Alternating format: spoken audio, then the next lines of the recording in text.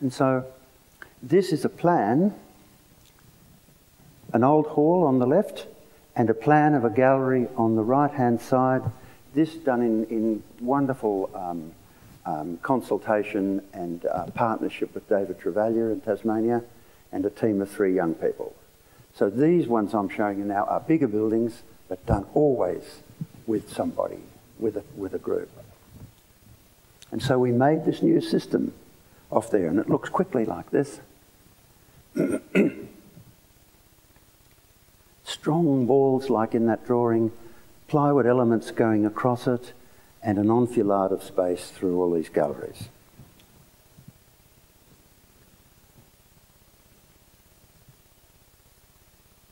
This is another building done with Pete Stutchbury and Susie Harper.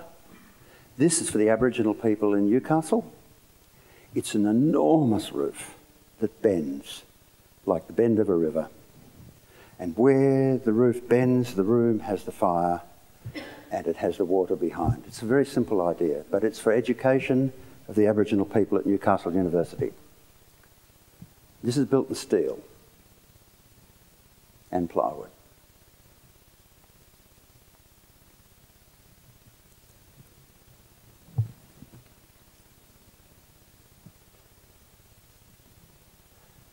Big garage doors in the middle that just lift up. And this is Pete Stutchbury, my great friend, and me just having a bit of a yarn very, very early one morning at dawn, just drifting with the westerly land breeze, having a talk about a few things. That's our living room in a way. So for us, like partnerships and teamwork between people is the most wonderful way to work. So, in 1964, about 5 or 6 young Australians, including me, worked in Jørn Utsen's office on the Sydney Opera House. He was an amazing man. 6'3", tall, very fine, always joking, always seeing right to the heart of something.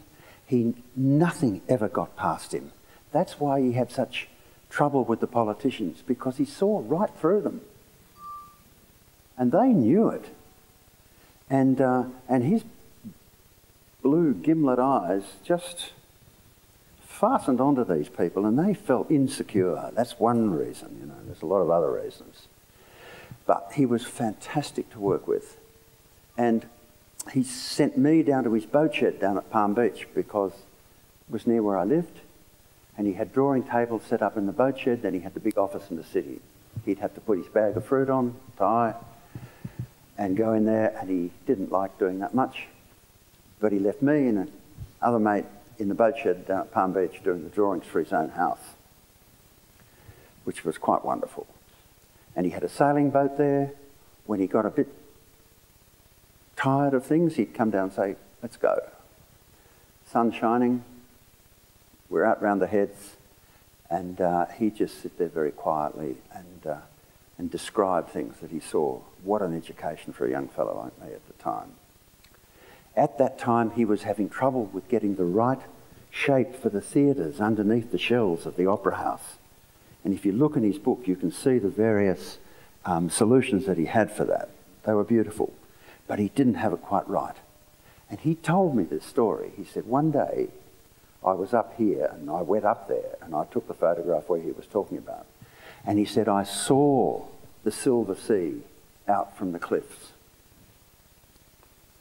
And I was seeing the light coming off the water in a big broad band, and I thought, if that sun was a singer's voice, and that surface of the sea was actually the ceiling of the Opera House, and my eyes were the ears, I would be getting a perfect broadcast of sound. And that's exactly what he did. That's what he described to me.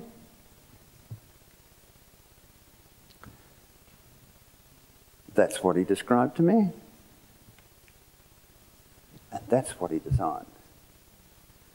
Now, I mean, what a fantastic lesson for us to be able to see how the natural world is a workshop in space.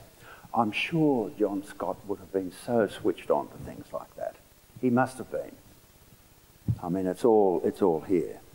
And then on top of that, you see, with Utzon, then he was a master constructor because he had worked as a young child in his father's studio. His father was one of the great yacht designers and a naval architect, brilliant man.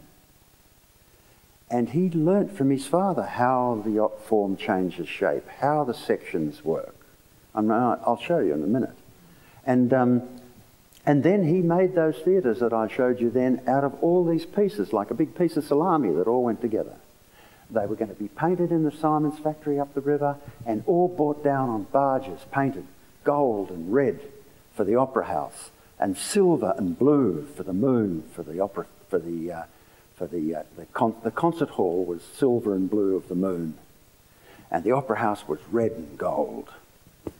The concert hall. Anyway, I'm getting a bit mixed up.